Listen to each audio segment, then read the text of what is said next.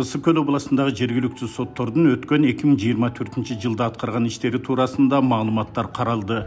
Видеоконференция байланыш аркылуу өткөн жыйынга Жогорку соттун төрагасы Медирбек Сатыев жана анын орун басарлары катышты.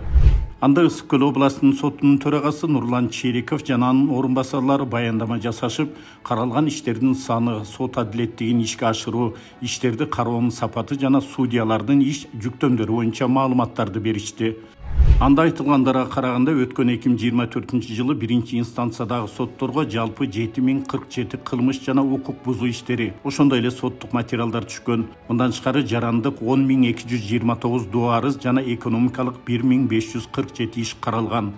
Өткөн жылдын соңундагы төрага Медирбек Сатыевдин Ысык Көл областындагы болгон иш сапарынын алкагында бир катар тапшырмалары берилген болчу. Алар туурасында сот департаментинин Ысык Көл областтык башкармалыгынын башчысынын орун басары Актилек Рыскулов маалымат берди. Ал Ак Суу Түп райондук сотторуна кошумча имарат куруу боюнча сметалар түзүлүп жаткандыгын, жашыруу маалыматтар сактала турган бөлмөлөргө тиешелүү жабдыктарды орнотуу, сотторду генераторлор менен камсыз кылуу боюнча аракеттер көрүлүп жаткандыгын белгиледи.